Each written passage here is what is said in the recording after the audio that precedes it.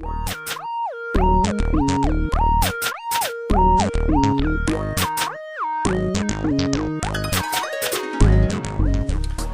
to The Range. Here with your host, Brandon Brown, and here with your sports panel, Wes Henderson. Mavericks on a 12-game winning streak.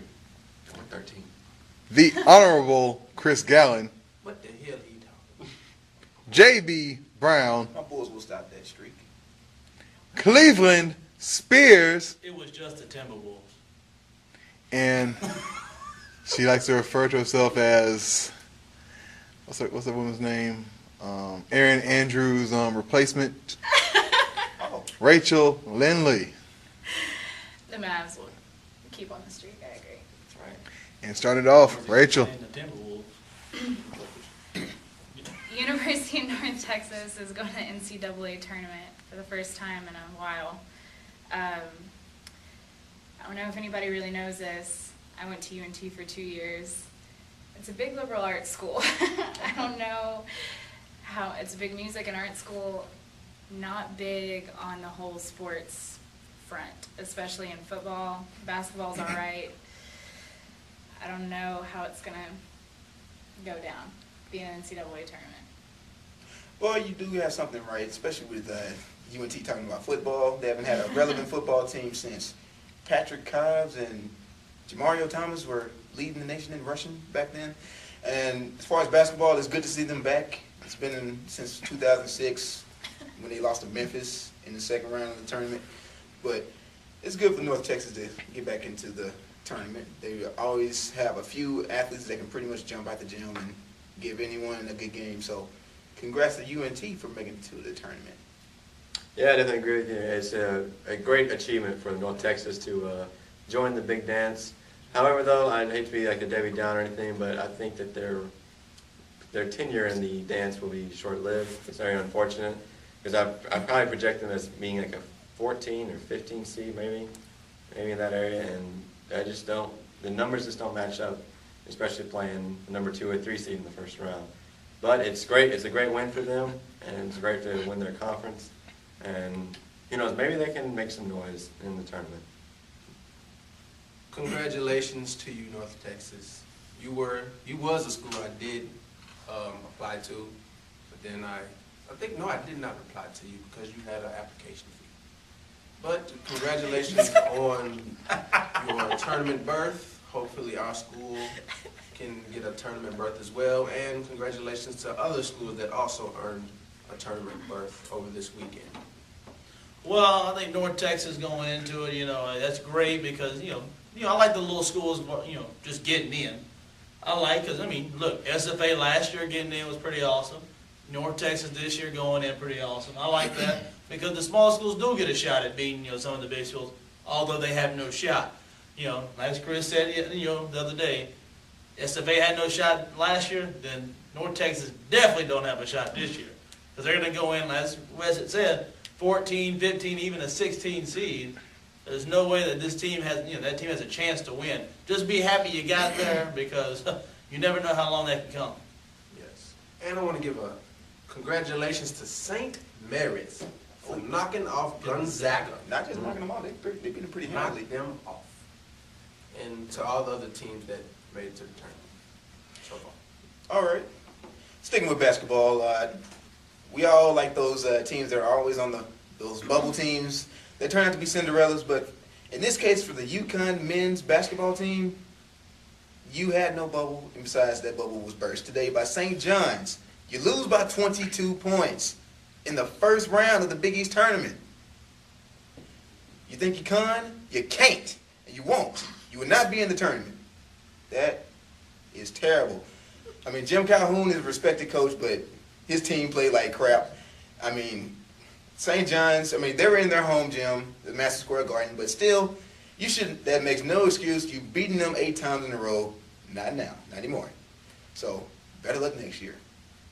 Yeah, and it's crazy to think that maybe UConn always has that kind of expectancy to be always up in the NCAA tournament talk, against their history, how they were in the past, but it's over with, pretty much. UConn is down, and they're pretty much out.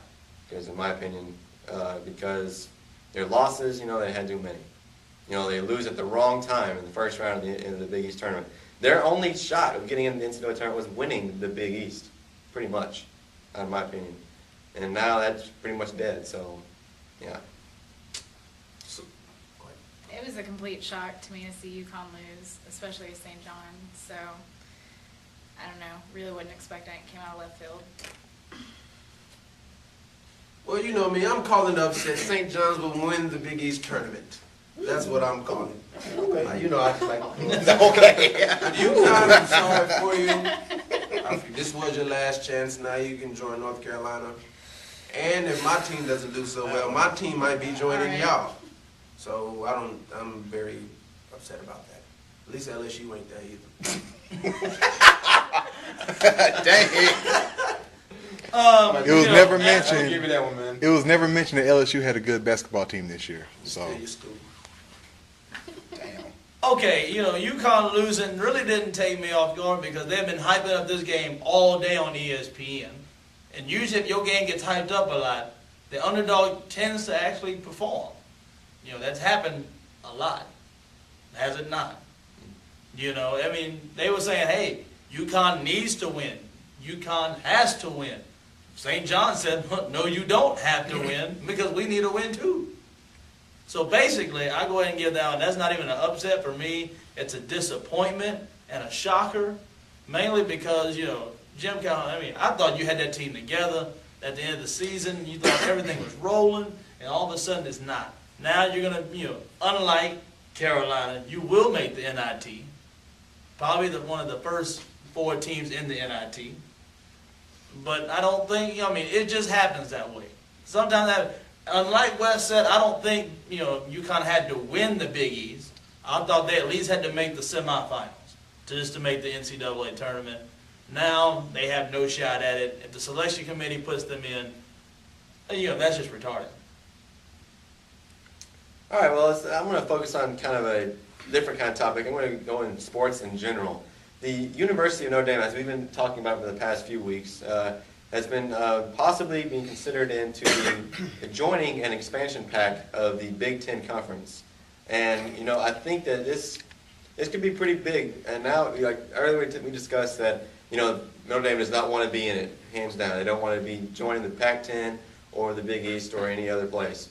However, recent reports today has said that now, due to the conferences expanding, then Notre Dame has basically no choice. They have to do it, or they're pretty much lost on money, and as well as other different things that are not really sports related, but can really affect the university. Now, there's no choice. And now there are many, you talk about joining the Big Ten, going over here with you in Michigan State. Now, they've already had 3 big rivalries with Michigan State, and Purdue. Do you see the Big Ten a good fit for Notre Dame if they elect to join that conference?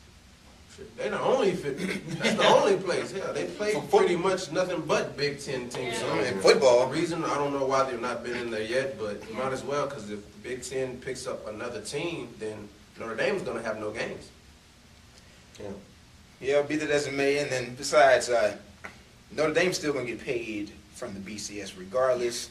So Notre Dame might as well do itself a favor and join the Big Ten, mainly because sometimes with them not having a conference to play in, they kind of get overlooked as far as like their strength of schedule. I mean, mainly most of their football schedule is Big Ten and Armed Forces.